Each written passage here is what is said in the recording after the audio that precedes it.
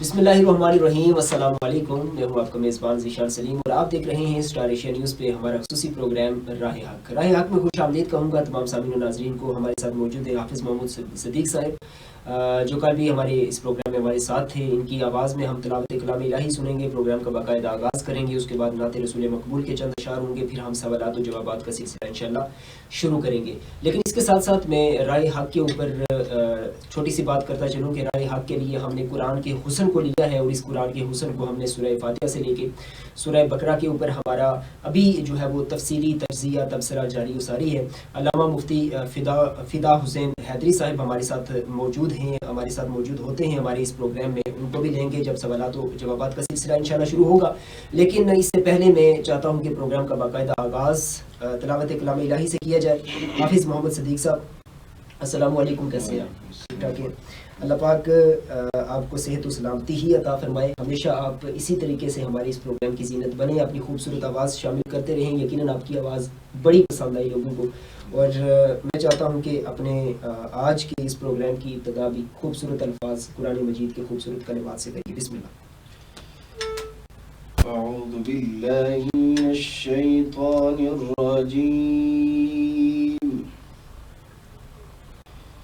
بسم اللہ الرحمن الرحیم۔ ألم تر كيف فعل ربك بأصحاب الفيل ألم يجعل كيدهم في تضليل وأرسل عليهم طيرا أبابيل ترميهم بحجارة من سجيل فجعلهم كعصف مأكول۔ صدق اللہ العظیم۔ جزاک اللہ ماشاء اللہ۔ اللہ پاک نے خوبصورت آواز سے آپ کو نوازا، اللہ پاک اس میں مزید جو ہے وہ برکتیں عطا فرمائے۔ پروگرام کا آغاز تلاوت کلام الہی سے ہو گیا، نعت رسول مقبول کی طرف جائیں گے۔ نعت رسول مقبول کے چند اشعار صاحب سے ہی عرض کروں گا، آپ پڑھیں، اور اس کے بعد پھر ہم سوالات و جوابات کا سلسلہ انشاءاللہ شروع کرتے ہیں۔ نعت رسول مقبول، بسم اللہ۔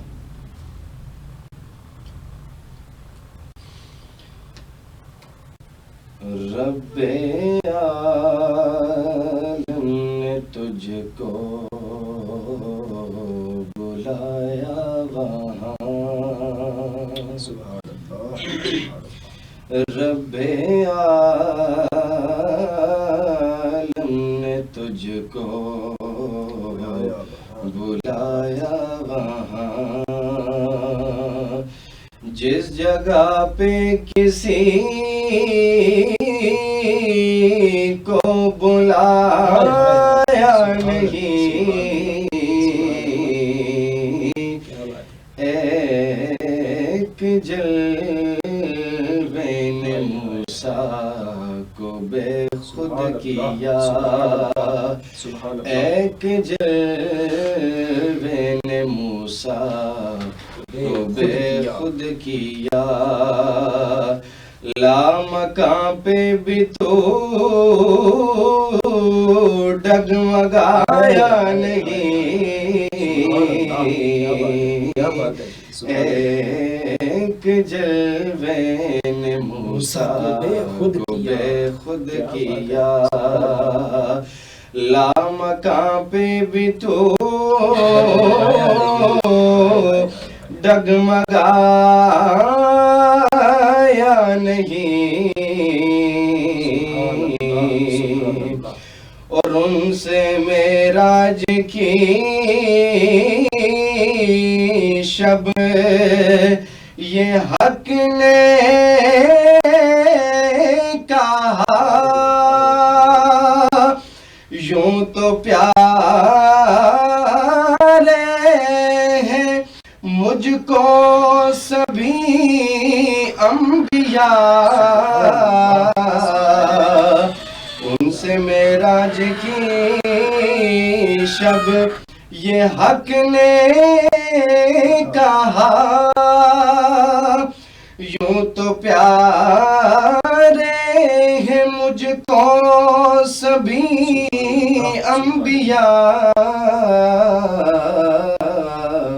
میرے نزدیک آ میرے نزدیک آ دیکھ تجھ سے تو کچھ بھی چھپایا نہیں رب عالم نے تجھ کو بلایا وہاں پاس اپنے بلانے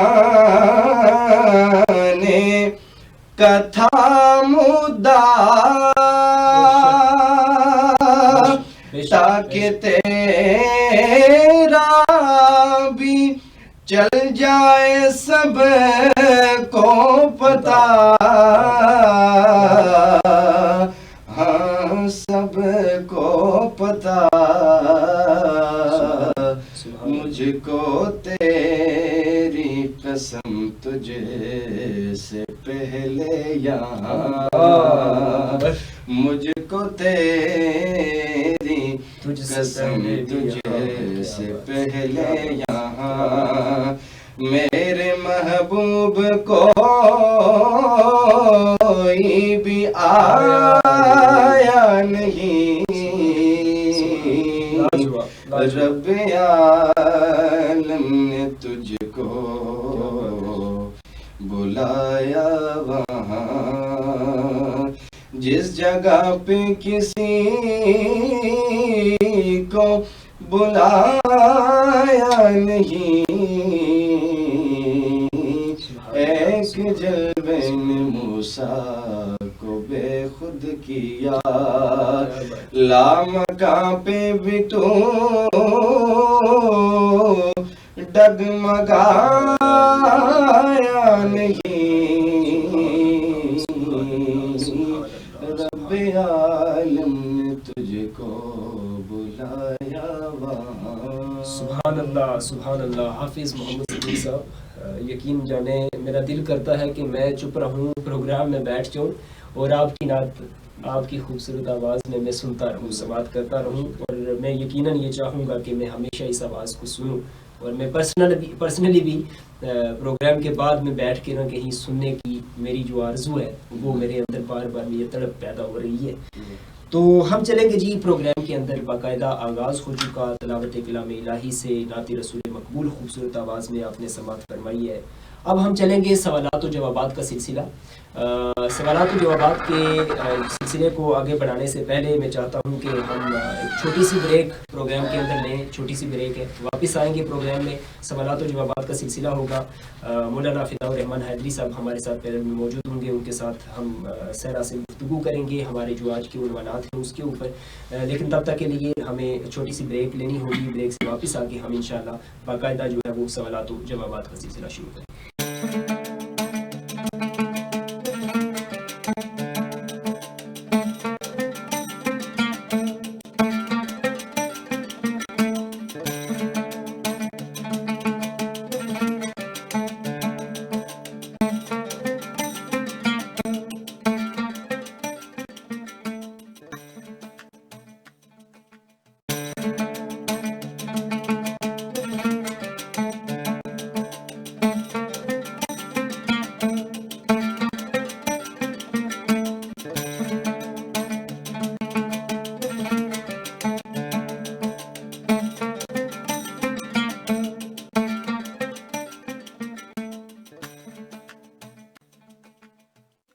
ویلکم بیک جی, دوبارہ سے پروگرام میں خوش آمدید کہیں گے. سوالات و جوابات کا سلسلہ شروع کرتے ہیں بغیر کسی تاخیر کے. تو ہم اب پہلے تو تعارف کروا دیتے ہیں. ہمارے ساتھ موجود ہیں مولانا فداء الرحمان حیدری صاحب. ہمیشہ کی طرح آج بھی اپنے ملفوظات سے ہمیں جو ہے وہ کہیں گے، آشنا کریں گے، ہمیں بہت ساری نئی چیزیں سیکھنے کو ہمیشہ کی طرح آج بھی ملیں گی.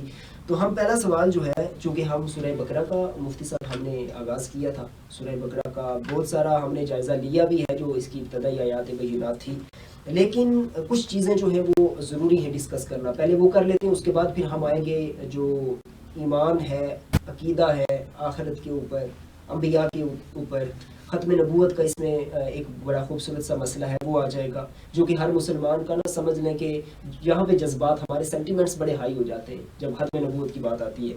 تو میں اس پہ جانے سے پہلے میں نے چونکہ اپنے کل کے پروگرام میں جب آخری سوال چھوڑا تھا تو اس کے اندر ہم نے بات کی تھی خرچ کرنے کے بارے میں، اللہ کی بارگاہ کے اندر اللہ کی راہ میں جو خرچ کرتے ہیں، تو اس سے مال کے اندر جو پاکیزگی ہے، جو طہارت ہے، جو خوبصورتی ہے، جو مال اتنا مزین ہوتا ہے، مطہر ہوتا ہے، اس کے حوالے سے ہمیں لوگوں کو ایک ایسا راستہ بتانا ہے جو کہ راہ حق ہے نا. تو راہ حق میں ایک حق کے راستے کو سامنے رکھتے ہوئے ہم نے یہ حسن سامنے کرنا ہے کہ بھائی آپ کا مال خدا کی بارگاہ میں دینے سے ضائع نہیں. تو خدا کی بارگاہ میں دینے کی کون کون سے زاویے ہیں، وہ کون کون سے پیرامیٹرز ہیں جو ہمیں سمجھنے کی ضرورت ہے. جی بسم اللہ. بسم اللہ الرحمن الرحیم. قال اللہ عز وجل فی کتاب المجید والبرہان الرشید ومما رزقناہم ينفقون. یہاں تک کل بات پہنچے تھے، ادھر سے آغاز کرتے ہیں. بسم اللہ. انفاق فی سبیل اللہ، یہ وسیع تر مفہوم ہے. پیچھے چونکہ رزق ہے، رزقناہم ينفقون. واصف علی واصف کا ایک مقولہ یاد آیا کہ وہ لکھتے ہیں رزق صرف کھانے پینے کا نام نہیں ہے. کیونکہ یہ تو علماء نے، محدثین نے، مفسرین نے، فقہاء نے، علماء نے جو تعریف رزق کی، ہر ضرورت زندگی کی جو چیزیں ہیں وہ رزق میں شامل ہیں. دوڑتا ہوا لہو بھی وہ رزق ہے، ٹھیک ہے، جو سانس لے رہے ہیں رزق ہے. لیکن ایک اور چیز اہم ہے کہ جو پیرامیٹرز کی آپ نے بات کی کہ انفاق فی سبیل اللہ کے حوالے سے، صرف یہ نہیں ہے کہ میں کسی کو کچھ نقدی دوں یا کسی کے منہ میں نوالا ڈالوں گا تو ینفقون کا مصداق ٹھہروں گا، میں منفق ہوں گا.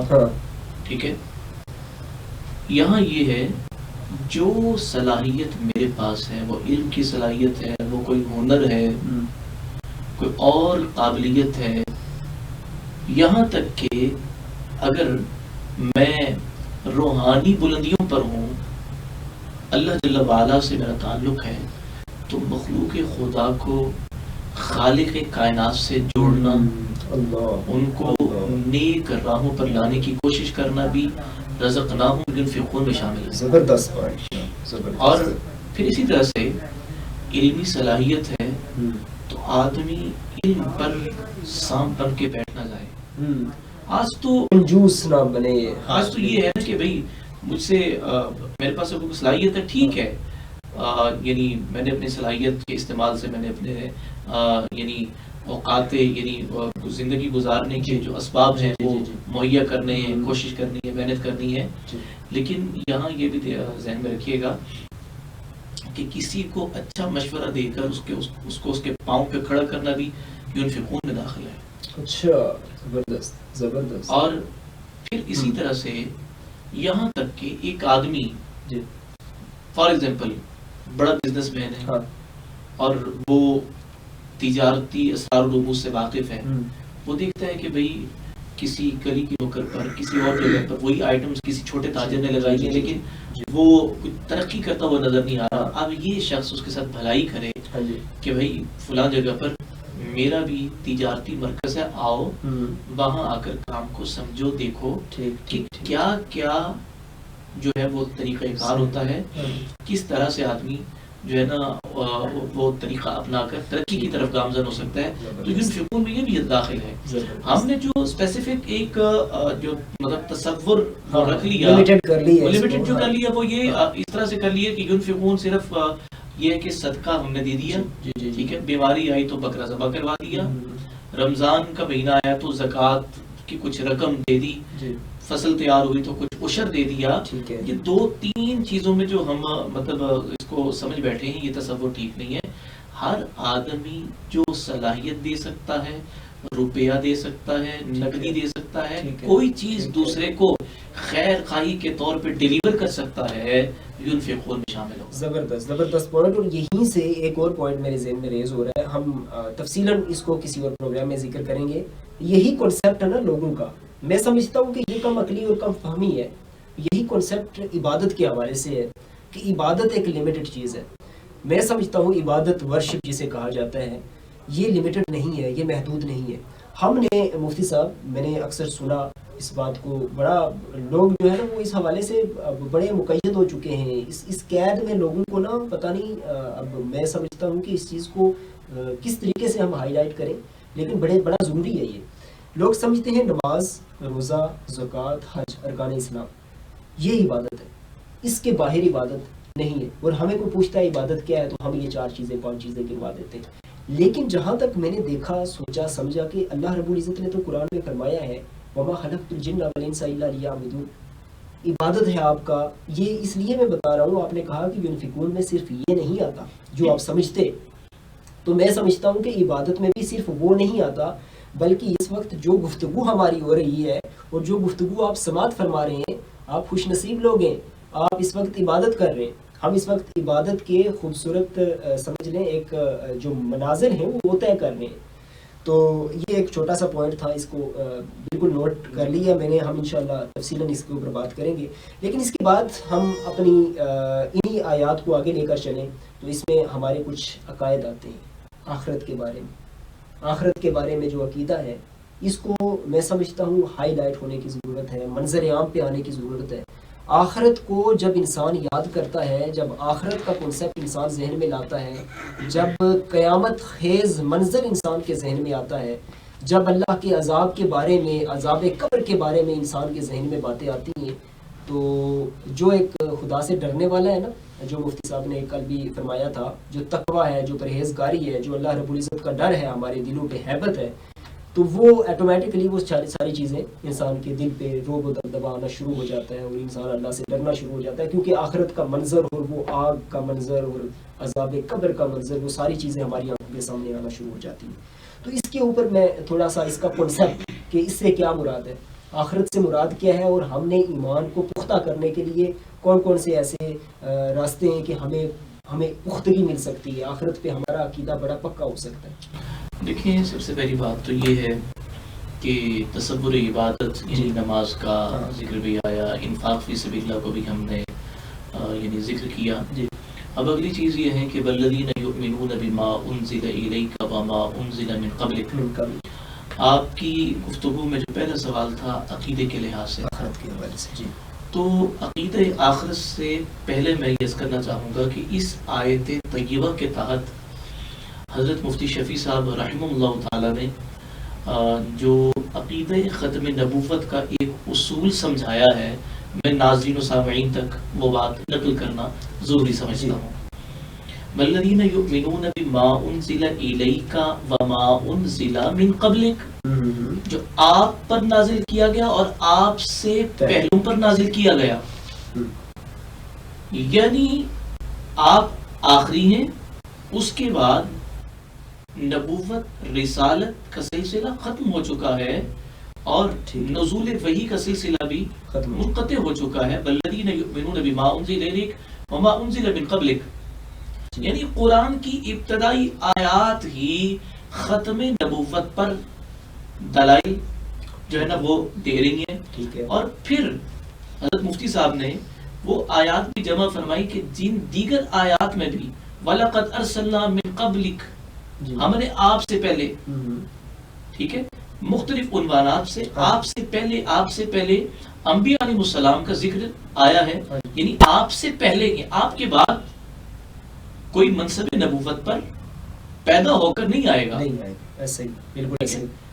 تو یعنی آپ کے بعد نبوت کا سلسلہ ختم ہو گیا ہے، منقطع ہو گیا، اور عقیدہ ختم نبوت کا ذکر کیا گیا. پھر یہاں آخرت کی بات آئی.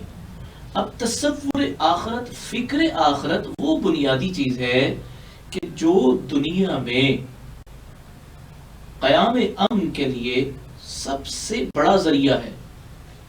آپ دنیاوی سزاؤں سے ڈرا سکتے ہیں، کنٹرول کر سکتے ہیں. انسداد دہشت گردی ہو, انسداد جرائم ہو کسی حد تک, لیکن جب فکر آخرت نہیں ہوگا نا تو بظاہر شریف آدمی بھی نظر آنے والا وہ تنہائی میں یا کسی اور جگہ پر جہاں اس کا بس چلے وہ کوئی جرم اور ظلم کر بیٹھے. یہ میں کہنے میں حق بجانب ہوں کہ یہ بات کہنے میں کہ آج سب سے زیادہ برائیاں اگر ترویج پکڑ رہی ہیں, پروموٹ ہو رہی ہیں, بہت ساری جگہوں سے ہم دیکھ رہے ہیں, معاشرتی برائیاں ہیں, دنیاوی سطح پہ ہم دیکھ رہے ہیں, ظلم و ستم کی انتہا ہو رہی ہے, کشمیر, برما, فلسطین کے اوپر جو اسرائیل کی بمباری, ان سب چیزوں کو میں ملا کے کہہ رہا ہوں. تو یہ بھی ان لوگوں کا کہہ رہے ہیں, ان کا تو خیر عقیدہ نہیں ہے نا, ایک کافر کا تو عقیدہ نہیں ہے کہ آخرت پہ ایمان رکھنا, آخرت پہ کیا ہے. انہوں نے کہا مر جانا ہے تو مر جانا ہے, ختم ہو جانا ہے, منقطع ہو جانا ہے, سلسلہ ٹوٹ جانا ہے, بریک ہو جانا ہے, دنیا ختم, سب کچھ ختم. لیکن یہ تو ایک مسلمان کا حسن ہے کہ وہ مانتا ہے کہ عقیدہ آخرت بھی ہے, اس عقیدے کو پختگی سے ماننا ہے, اس پہ یقین رکھنا ہے, یقین کامل رکھنا ہے. اللہ کی وحدانیت کے بعد اللہ دوبارہ ہمیں اٹھائے گا, پیدا کرے گا مارنے کے بعد. تو یہ عقیدہ ہے شارٹلی. لیکن اس کو ہم نے اس پرسپیکٹو میں دیکھنا ہے جس طریقے سے آپ نے بات کی کہ برائیاں جو ہیں جنم لے رہی ہیں, تو ان برائیوں کا بہت زیادہ بڑھنا, اس کی جو دن بدن اس کے اندر اضافت ہو رہی ہے, یہ اضافہ اس سبب سے بھی ہے کہ ہمارا آخرت پر سے ایمان اور یقین اٹھ گیا ہے. ہمارے ذہن میں کہیں نہ کہیں یہ بات آتی ہے دیکھا جائے, جو ہوگا دیکھا جائے گا. یہ بھی ایک ایسا جملہ ہے جو حقیقتاً تو بولتے ہوئے تو شاید بڑا آسان لگتا ہے, لیکن ذرا اس کے پس منظر پہ جائیں اور اس کی گہرائیوں میں ذرا ڈوبنے کی کوشش کریں تو میں سمجھنا چاہتا ہوں, اور میں چاہتا ہوں کہ ہمارے دیکھنے سننے والے بھی اس بات کو سمجھیں کہ عقیدہ آخرت کتنا ضروری ہے, اور کون کون سی برائیاں ہیں جو ہمیں چھڑا. میں تو کہتا ہوں ساری برائیاں ہی چھوٹ جاتی ہیں جب انسان آخرت پہ اپنا کام لگے. جی بالکل. دیکھیں عقیدہ آخرت وہ ایسا بنیادی عقیدہ ہے کہ نبی علیہ الصلوۃ والتسلیم نے جب اس عقیدے کی محنت فرمائی تو وہ لوگ جو نسل در نسل اور خاندان در خاندان قبائلی جنگوں میں مگن تھے, ذرا سی بات پر خاندان کے خاندان اجڑ جاتے تھے, اجاڑ دیے جاتے تھے. نبی علیہ الصلوۃ والتسلیم نے جب عقیدہ آخرت کی تعلیم و تبلیغ فرمائی تو وہ لوگ معیار بن گئے, نمونہ بن گئے.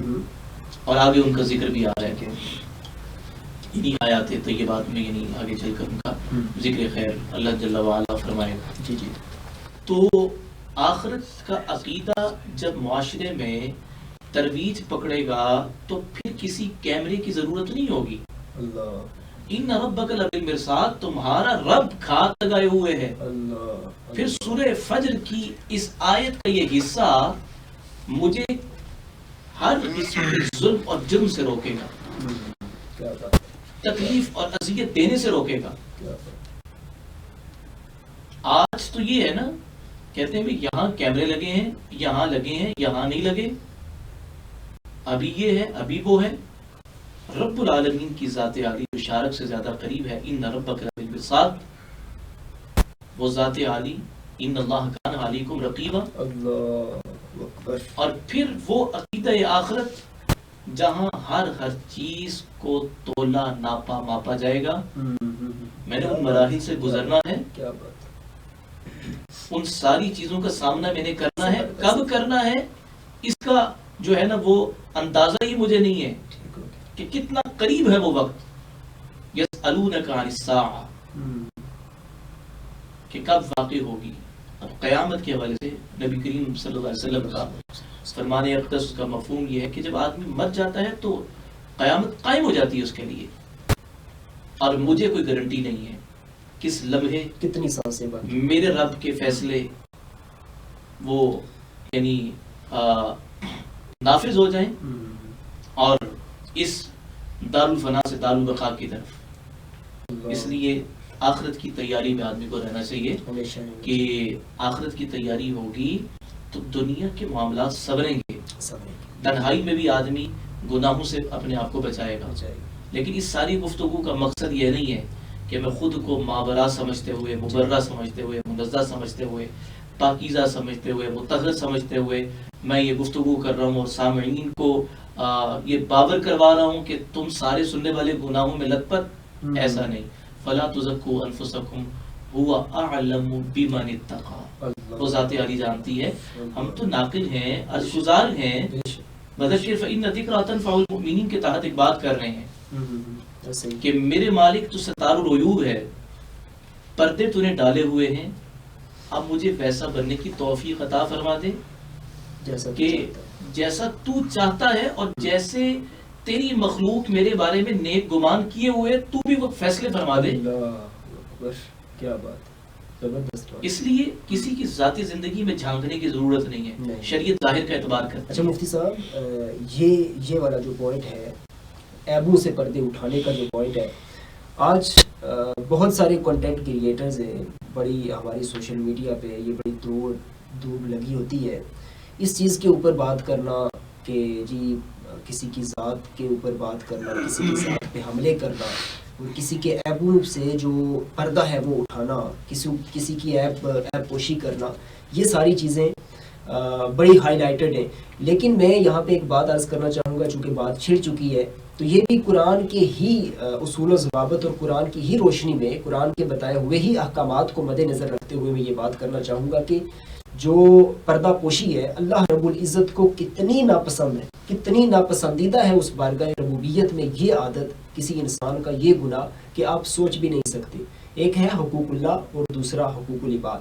اب حقوق العباد کے اندر ایک ٹاپ آف دی لسٹ جو چیز ہوتی ہے، سب سے پہلے کسی انسان کو آپ نے برائی میں ملوث پایا، کسی انسان کو آپ نے دیکھا، کسی کے بارے میں سنا، کسی کے بارے میں کسی سے کہی ہوئی کوئی بات آپ تک پہنچی ہے، اس بات کو خود تک رکھنا سب سے پہلے ایک اچھے اور خوبصورت انسان کی کریکٹرسٹکس جو ہیں وہ یہ ہیں، ان خصوصیات کو مد نظر رکھنا بہت ضروری ہے. لیکن اس کے اوپر بھی ہم انشاءاللہ اپنے کسی پروگرام میں بات کریں گے، کیونکہ آگے بڑی ریلیونسی آ رہی ہے ہماری جو مختلف آیات بینات ہیں جو حقوق العباد کے اوپر ہے.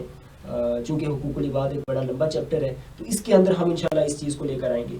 اب میں چاہتا ہوں علامہ صاحب، ہمارے پاس وقت جو ہے تقریباً آدھا وقت گزر چکا ہے. اب میں آنا چاہتا ہوں عقیدہ ختم نبوت کے اوپر. آپ نے اختصاراً کچھ باتیں کی ہیں لیکن تفصیلاً اب ہم بات کریں گے عقیدہ ختم نبوت پہ. عقیدہ ختم نبوت پہ مجھے ایک بات جان کر بڑی خوشی ہوتی ہے.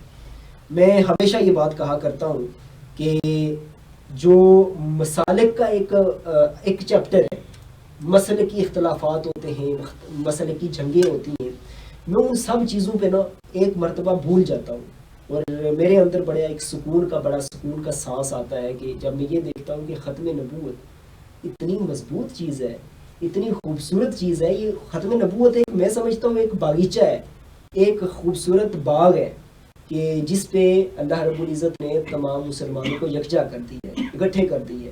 اب کوئی بھی ناپاک قسم کی جسارت ہوتی ہے میرے نبی حضور جان کائنات کی ختم نبوت پہ اگر انگلی اٹھتی ہے تو یہاں پہ ہمارے ایمان ہم برداشت ہی نہیں کر سکتے. ہم اس چیز کو ایکسیپٹ ہی نہیں کر سکتے کہ ہم آپس میں گتھم گتھا ہوں، ہم آپس میں لڑیں، ہم آپس میں کسی ایک دوسرے کو برا بھلا کہیں. اب میں اس خوبصورتی کو ڈسکس کرنا چاہتا ہوں. میں آپ کی بھی زبان اقدس سے نا یہ خوبصورتی سننا چاہتا ہوں کہ آپ کو بھی کتنا خوبصورت لگتا ہے. آپ کو بھی ایسے ہی لگتا ہے کہ جب ہم سوچتے ہیں کہ ختم نبوت پہ ہم سب اکٹھے ہیں، ہمارے درمیان اختلافات ختم، چوک چوراہے پہ سارے لوگ ایک جگہ ہوتے ہیں. بے شک ہمارے جو ہے باقی معاملات بڑے ایک دوسرے سے دور ہیں، لیکن جب ختم نبوت کا معاملہ آ گیا، میرے نبی کی ختم نبوت میں اتنی طاقت ہے کہ یہ سارے لوگ اکٹھے ہو گئے. کہ آپ کو بھی یہ بات اتنی خوبصورت لگتی ہے؟ بہت خوبصورت پیرائے میں آپ نے اس موضوع کی طرف جو ہے نا وہ میں سمجھتا ہوں کہ گراہیں کھول دی ہیں. اللہ رب العالمین نے اس امت کے لیے وحدت کا جو پلیٹ فارم بنا چھوڑا ہے وہ آقا کی ختم نبوت ہے. بے شک بے شک. لیکن ایک چیز یہ بھی عرض کرنا چاہوں گا کہ بعض ایسے ہیں جن کے مقدر میں بدبختی لکھ دی گئی، وہ اس بنیادی اساسی اور امت کے اجتماعی عقیدے کے حوالے سے بھی انہیں تحفظات ہی نہیں بلکہ وہ لوگوں میں منفی چیزیں پھیلانے میں مصروف و مگن رہتے ہیں تاریخ اٹھا کر اگر دیکھتے ہیں قیام پاکستان سے پہلے بھی ختم نبوت کے لیے علماء امت اکٹھے ہوئے، ان کا اجماع ہوا، اکٹھے ہو کر میدان عمل میں اترے. جی بالکل بلا شبہ. قیادت جو تھی مولانا سید عطا اللہ شاہ بخاری نور اللہ برقدہ فرما رہے تھے. اور اس کے بعد یعنی پاکستان بننے کے بعد کی جو بعد کے مراحل ہیں، یہاں تک کہ چونکہ یہ عنوان اپنے مقام پر پھر ایک بڑی وضاحت اور تفصیل سے آئے گا آیت ختم نبوت کے تحت، یہاں میں سمجھتا ہوں کہ اس کا ایک مقدمہ رکھنے کی کوشش کر رہا ہوں. اس وقت میں بھی یعنی قومی اسمبلی میں بھی علماء اکٹھے ہو کر آئے. مولانا شاہ احمد نورانی ہوں رحمۃ اللہ علیہ تعالی، مولانا مفتی محمود رحمۃ اللہ علیہ تعالی، اور اسی طرح سے دیگر وقت کے جید علماء، جو میں مسالے کی بات نہیں، علماء اسلام کی بات کروں گا، علماء دین محمدی صلی اللہ علیہ وسلم کی بات کروں گا. اور پھر مزے کی بات، ماضی قریب میں جب ختم نبوت کے حوالے سے چھیڑ چھاڑ کی کوشش کی جانے لگی، تب بھی علماء اکٹھے ہو کر میدان عمل.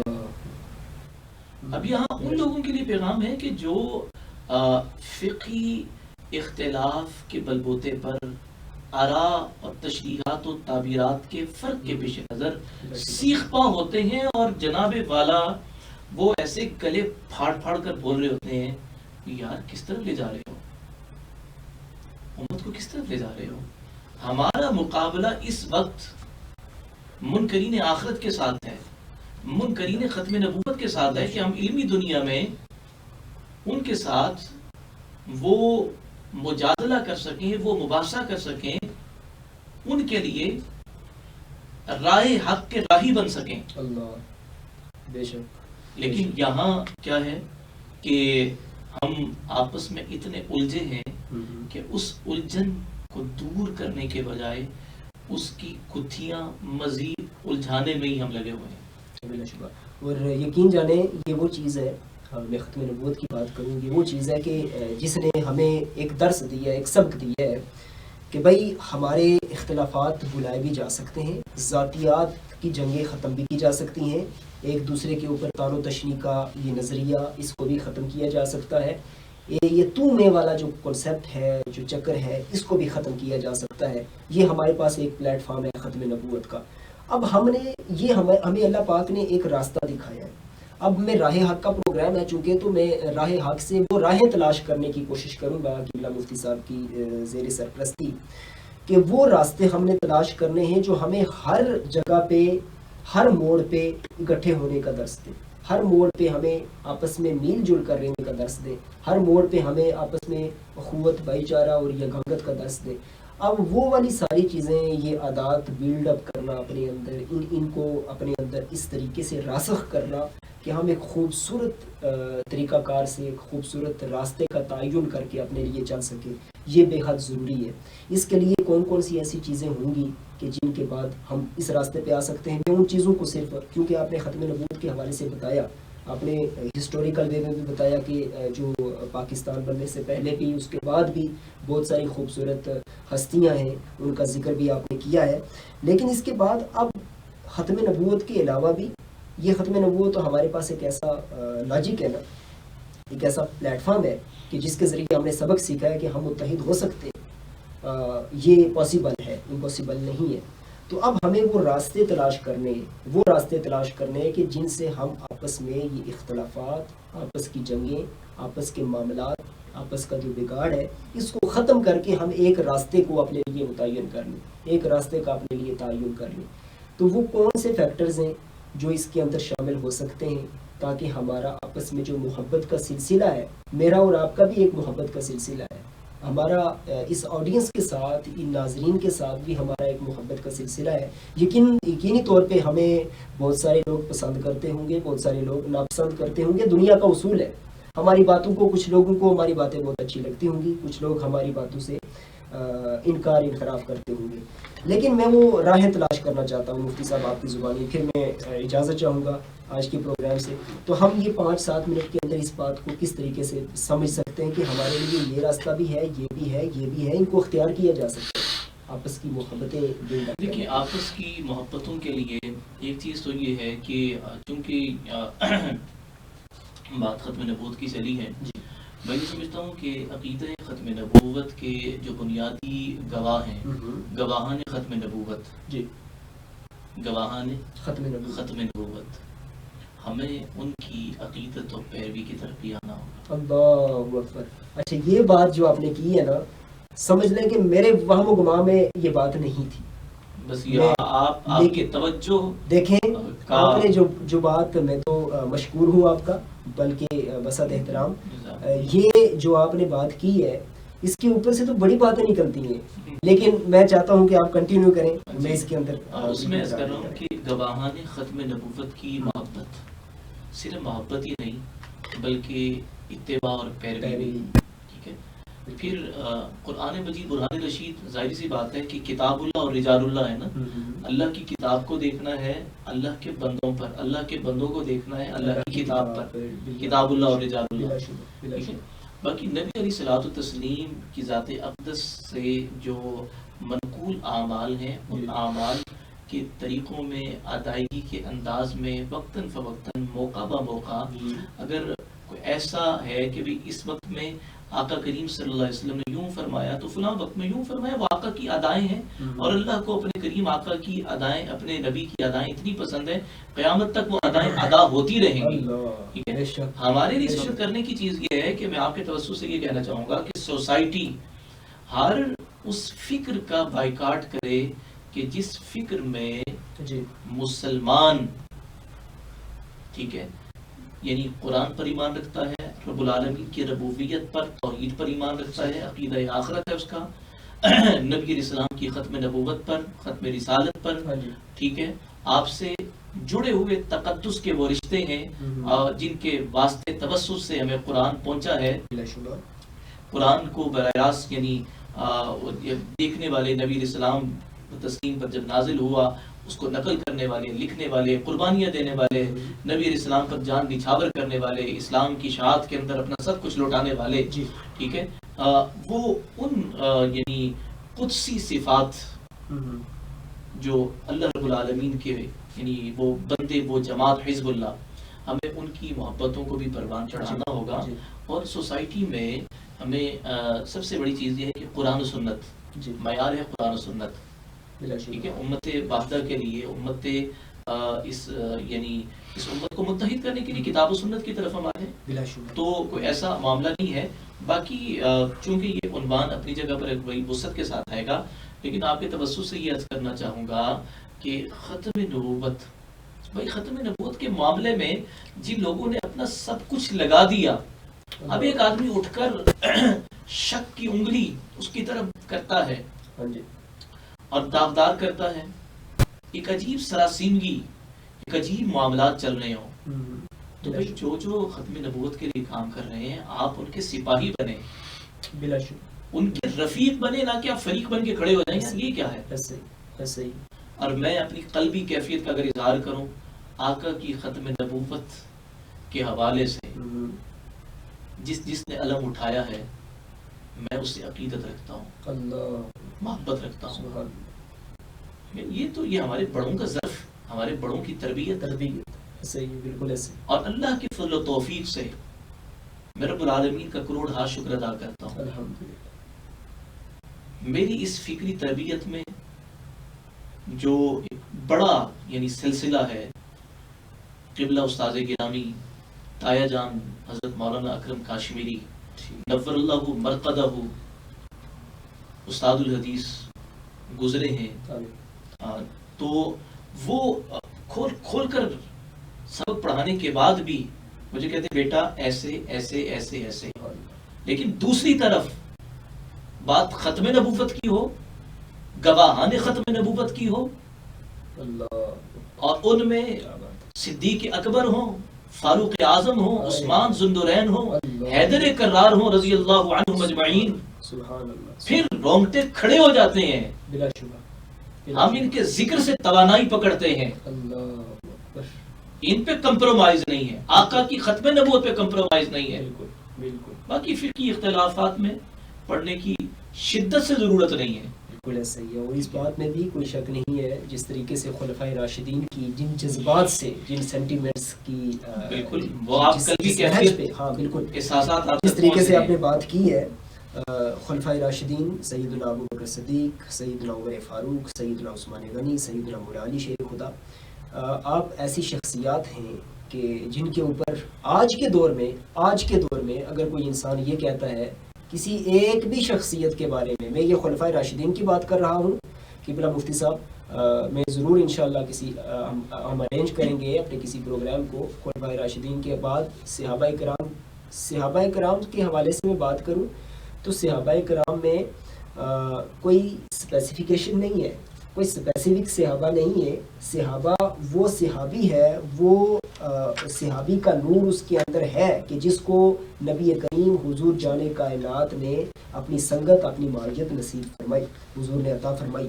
تو اب یہاں پہ جا کے نبی کریم جان کائنات صلی اللہ علیہ وآلہ وسلم کے ہر صحابی، ادنا سے ادنا صحابی سے ادنا سے مراد پتہ ہے کہ ہم لوگ بعض اوقات غلط لے لیتے ہیں، مطلب سرکار دو عالم حضور جان کائنات کے صحابہ کے بھی مراتب ہیں، تو ان کے جو مراتب ہیں اپنے مراتب کے اعتبار سے جو کم سے کم مرتبے والا بھی صحابی ہے جس کو سرکار دو عالم کی معیت، آپ کی سنگت، آپ کا حسن دیکھنے کا جو شرف ہے عطا ہوا ہے.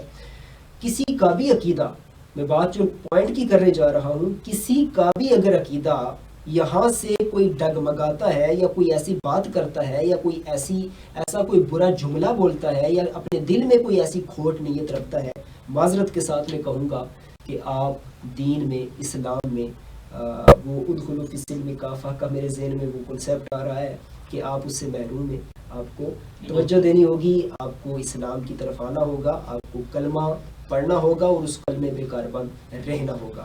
آج کے پروگرام میں اتنا ہی. انشاءاللہ زندگی رہی، زندگی نے وفا کی تو انشاءاللہ ہم کل اپنے پروگرام میں حاضر ہوں گے، اور اس پروگرام کے اندر بھی ہم جو گفتگو کا سلسلہ ہوگا وہ یہیں سے اولئک علی ھدی من ربہم واولئک هم المفلحون، یہ آیت مبارکہ میں نے بتا دی ہے. انشاءاللہ دیکھیے گا، سنیے گا، جانیے گا، اور اس کے بعد ضرور آپ ہمارے اس پروگرام کے اندر اپنے علم میں بھی اضافے کا سبب بنے، اپنے بچوں کی بھی تربیت کریں، کیونکہ ہمارا جو پروگرام ہے وہ والدین کے لیے بھی بڑا ضروری ہے. چونکہ نماز کے حوالے سے ہم نے باتیں کی ہیں، قرآن کے اندر چونکہ زندگی کا ہر گوشہ جو ہے وہ ذکر ہوا ہے، تو ہم نے ہر ایک جگہ پہ جہاں میرا فریضہ میں ادا کر رہا ہوں اس کو میں نے کس طریقے سے اللہ اور اس کے رسول کی رضا کے مطابق کرنا ہے، اس کے بارے میں ہم یہاں پہ ذکر کرتے ہیں، اور راہ حق کے متلاشی جو لوگ ہیں ان کو راہ حق دکھاتے ہیں. قبلہ مفتی صاحب آپ کا بہت شکریہ پیغام پہنچانے کا، پروگرام میں ہمارا ساتھ دینے کا. انشاءاللہ ہم کل اپنے نئے پروگرام میں حاضر خدمت ہوں گے اور نئے عنوان کے ساتھ اور نئے جذبے کے ساتھ. تب تک کے لیے اپنے میزبان ذیشان سلیم کو دیجیے اجازت. اللہ حافظ، اللہ نگہبان.